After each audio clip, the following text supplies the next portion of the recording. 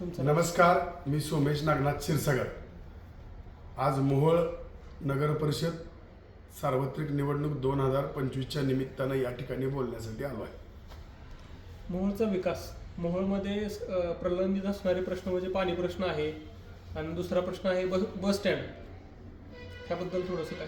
सगळ्यात महत्त्वाचं आहे की मोहोळमध्ये शहरामध्ये पूर्वी बंधाऱ्यावरनं पाणी पुरवठा होता. आता भारतीय जनता पार्टीच्या डबल इंजिन सरकारनं म्हणजेच आदरणीय देवाभाऊ, लाडक्या बहिणींचे लाडके भाऊ यांनी येवतीच्या तलावावरनं पाणी पुरवठा योजना मंजूर केलेली आहे आणि त्याचं काम आता सध्या चालू आहे. तर येणाऱ्या 2-3 महिन्याच्या कार्यकालामध्ये ते काम पूर्ण होईल आणि मोहोळ शहराचं पाणी पुरवठा योजना ही आपल्या येणाऱ्या आता सत्तेच्या काळात पूर्ण होऊन मोहोळकरांच्या सेवेत रुजू होईल. बस स्टँडबद्दल काय थोडं? बस स्टँडबद्दल एवढंच सांगणं आहे की मोहोळ हे जिल्ह्याच्या दृष्टीनं आणि महाराष्ट्राच्या दृष्टीनं जे प्रमुख हायवे तिकडून जातात की सोलापूर पुणे हायवे असेल, विजापूर हायवे असेल, पालखी महामार्ग असेल, हे सर्व हायवे या ठिकाणून जातात आणि हे जिल्ह्याचं मध्यवर्ती ठिकाण असल्यामुळे या ठिकाणी बस स्थानकाची अत्यंत आवश्यकता आहे. या ठिकाणी डेपोची आवश्यकता आहे. तर येणाऱ्या काळामध्ये आम्ही ज्यावेळेस नगराध्यक्ष म्हणून या ठिकाणी कार्य सुरू करू त्यावेळेस प्रामुख्याने हे पहिल्या 2 महिन्यामध्ये हे प्रश्न आम्ही जनतेचे पहिल्यांदा मिटवून टाकू. उमेश पाटलांनी बऱ्याच वेळा आरोप केले तुमच्यावर. सगळ्यात पहिलं तर आदरणीय उमेश पाटील राष्ट्रवादी जिल्हाध्यक्ष यांच्या बोलण्याचं मला कधी कधी हसू येतं. अहो, तुम्ही या तालुक्यामध्ये सन 2017ला आता ज्यांच्यावर टीका करता त्यांच्याच पायावरती नतमस्तक होऊन आपण जिल्हा परिषदची निवडणूक लढवली, जिंकली आणि राजकारणाला आपल्या प्रारंभ केला. अहो, तुम्ही तुमचं राजकीय वय फक्त एक 5 वर्षाच्या बाळाचं आहे. हो, तुम्ही जी मैदानात उतरलोय, मी पैलवान आहे, कसलेला आहे, हे कशाला तुम्ही वल्गना करताय? तुम्ही घातले ते डायपर आहे, ते लंगोट नाही आहे. तुम्ही डायपर बॉय आहे. क्षीरसागर कुटुंब गेली 1995ला पहिली निवडणूक माझे वडील नागनाथ क्षीरसागर यांनी विधानसभेची मोहोळ मंगळवेढा लढवली. 1999ला पंढरपूर लोकसभेची भाजपकडनं निवडणूक लढवली. 2004ला माझ्या वडिलांनी पंढरपूर लोकसभा भाजपकडनं लढवली. 9ला अपक्ष उमेदवारी इथून विधानसभा लढवली. 14ला माझे काका संजय क्षीरसागर यांनी विधानसभा लढवली. आणि 2019ला माझे वडील नागनाथ क्षीरसागर पुन्हा एकदा सेना भाजपच्या तिकिटावरती या ठिकाणी विधानसभा लढवली. सातत्यानं आम्ही ग्रामपंचायतपासून जिल्हा परिषदपर्यंत लोकसभेपर्यंत या ठिकाणी 35 वर्ष अहोरात्र जनतेची सेवा करतोय. 80% समाजकारण आणि 20% राजकारण या ध्येय धोरणाला जाऊन आम्ही सत्तेच्या विरोधात कायम इथं राजकारण केले. आणि परवा 2017ला येऊन तुम्ही आम्हाला राजकारण किंवा समाजकारण शिकवण्याची गरज नाही. आपण डायपर बॉय आहे एवढं विसरू नये. मोहोळचे आमदार बऱ्याच दिवस झाले निवडून आल्यानंतर नॉट रिचेबल आहेत. मोहोळचे आमदार आदरणीय राजू खरे विरोधी पॅनलचे पॅनल प्रमुख आहेत. त्यांची परवाच एक बाईट अशी आली, प्रसार माध्यमावर मी बघितली तुमच्याच माध्यमातून, की 5 कोटी जो आमदार निधी असतो तो सुद्धा त्यांना मिळाला नाही असं ते म्हणतात. आणि 1 आणि 2 कोटीसाठी आदरणीय जयकुमार गोरे पालकमंत्री सोलापूर यांच्या घराचे ते हेलपाटे मारतात. हे तो स्वतःच सांगतात. मग ज्यांच्याकडे तिजोरीच्या चाव्या आहेत त्यांच्याकडेच द्या ना सत्ता. त्यांच्या त्या पॅनल प्रमुखकड त्यांच्या पॅनलला लोक कशी मतदान देतील ना? जर उद्या विकास मोहोळचा करायचा असेल तर सरकारच्या तिजोरीच्या चाव्या आणि सरकारच्या तिजोरीचा मालक हे तिथं मुंबईमध्ये भारतीय जनता पार्टीचं डबल इंजिनचं सरकार बसलंय. त्यामुळे निश्चितपणे या ठिकाणी भारतीय जनता पार्टीच निवडून येणार आहे. आता उद्या मतदान आहे. ह्या मतदानाच्या उद्देशावर तुम्हाला किती लीड मिळेल असं वाटतंय तुम्हाला?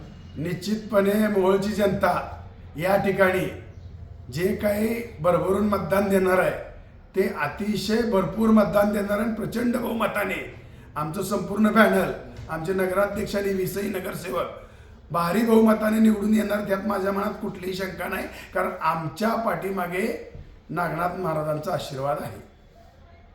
इथलं वातावरण काय म्हणतंय सध्या भाजपला? एकदम अनुकूल आहे. काही सुद्धा अडचण नाही. केंद्रात आदरणीय नरेंद्र मोदी यांचं डबल इंजिनचं सरकार आहे, जे गेली 11 वर्ष या देशामध्ये सक्षमपणे नेतृत्व करत आहे. राज्यामध्ये लाडक्या बहिणीचे भाऊ देवाभाऊच्या नेतृत्वाखाली डबल इंजिनचं सरकार आहे. आणि त्या सर्व कामाच्या जोरावरती आम्ही मोहोळमध्ये या ठिकाणी भारतीय जनता पार्टीचा नगराध्यक्ष आणि पूर्ण बहुमतात इथले नगरसेवक निवडून येणार. त्यात यात मोहोळवासियांच्याच मनात कुठली शंका नाही. राष्ट्रवादी काँग्रेसकडून रमेश कदम साहेब लीड करत आहेत ह्यावेळेस. राष्ट्रवादी शरद पवार या पार्टीकडून आदरणीय माजी आमदार रमेशजी कदम निवडणूक लढवत आहेत. नाही लढवत नाही, त्यांनी उमेदवार उभा केलेत. लढवत मध्ये ते स्वतः पॅनल प्रमुख आहेत असं मला म्हणायचं होतं. ते स्वतः 14 ते 19 आमदार होते. त्यांच्या कार्यकालात ते काही करू शकले नाहीत. आता काय करणार आहेत ते? आणि त्यांनी हे काहीतरी माझ्यावरती, आमच्या कुटुंबावरती टीका केली. तर त्यांनी आमच्या कुटुंबावरती टीका करताना स्वतःच्या एक बोट करताना 4 बोटं स्वतःकडे एवढी त्यांनी बघावं आणि मग आमच्या कुटुंबावर बोलावं. आमच्या कुटुंबाचं या तालुक्यामध्ये गेली 1995 ते 2025 म्हणजे 30 वर्षाचा आमचं राजकीय जीवनाचा प्रवास आहे निवडणुकीचा. त्याच्या आधीही माझे वडील नागनाथ क्षीरसागर ह्या मोहोळ तालुक्यामध्ये 20-25 वर्ष राजकारणामध्ये सक्रिय आहेत. ते 20-25 वर्ष आणि हे 30 वर्ष 55 वर्ष माझ्या वडिलांचा आणि माझ्या घराचा राजकीय प्रवास आहे. तर त्यांनी 2014 येऊन आम्हाला ह्या गोष्टी शिकवण्यापेक्षा स्वतःचं आत्मचिंतन करावं आदरणीय माझ्या आमदारांनी रमेश कदमनी, असं मला वाटतं. बारसकर साहेब पण उतरले. बारसकरांच्या बाबतीत मी काय बोलायचं म्हटलं तर पहिलं मला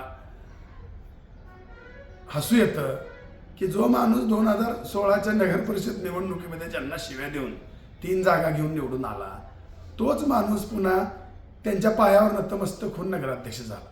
आणि नगराध्यक्षा काळात त्यांनी जे कामं केले हे सर्वश्रुत गावात माहिती आहे की त्यांनी कसे रोड केले, कसा भ्रष्टाचार केला, कशी माया जमवली. आर्यन हॉटेलच्या उद्घाटनाचा व्हिडिओ काढून बघा, त्यांनी त्याची स्वतःच कबुली दिली. तिथं माझी उपमुख्यमंत्री विजयसिंह मोहिते पाटलांनी सुद्धा डोक्याला हात लावला होता. अहो, या 4थी फेल माणसाला, अशिक्षित माणसाला राजकारण सोडा, त्याला कसा भ्रष्टाचार करता येते आणि कशा पद्धतीने स्वतःच्या तोंडनं सांगता येईल हे जरा तुम्ही ते व्हिडिओ काढून बघितलं तर कळलं तुम्हाला. तुमचं विजन काय आहे? आमचं विजन एवढंच आहे की मोहोळ शहराचा सर्वांगीण विकास करायचा. 2016ला नगर परिषदची 2015ला स्थापना झाली. 2016ला पहिली निवडणूक झाली. त्याच्यानंतर दुसरी निवडणूक काही कायदेशीर अडचणीमुळे झाली नाही. तर या दुसऱ्या निवडणुकीमध्ये ह्या मोहोळ शहरासाठी ज्या मूलभूत सुविधांची गरज आहे, गोरगरीब जनतेसाठी, कष्टकरी लोकांसाठी, त्यासाठी आम्ही अहोरात्र क्षीरसागर कुटुंब झटल. केंद्रात राज्यात सत्ता असल्यामुळे आम्ही भरपूर जेवढा निधी पाहिजे तेवढा आणू. या ठिकाणी पालकमंत्र्यांनी त्या दिवशी सभेत ग्वाही दिली आणि ते आम्ही काम पूर्ण करू. अनगरकरांचा सपोर्ट आहे का तुम्हाला? 100% मोहोळच्या राजकारणामध्ये स्थानिक निवडणुकीला कुठल्याही विषयाचा कधी प्रश्न येत नाही. पण 100% इथल्या विकास कामाला त्यांची आम्हाला मदत होणार आहे. त्यांनी या तालुक्यामध्ये गेली 30 वर्ष एक हाती सत्ता भोगलेली आहे. आज ते आणि मी जरी पारंपरिक प्रतिस्पर्धी होतो, पण आम्ही आता मिळून एका पक्षामध्ये काम करतोय. तर इथून पुढं मोहोळ शहर आणि तालुक्याच्या विकासासाठी आम्ही त्यांच्या खांद्याला खांदा लावून अहोरात्र झटू.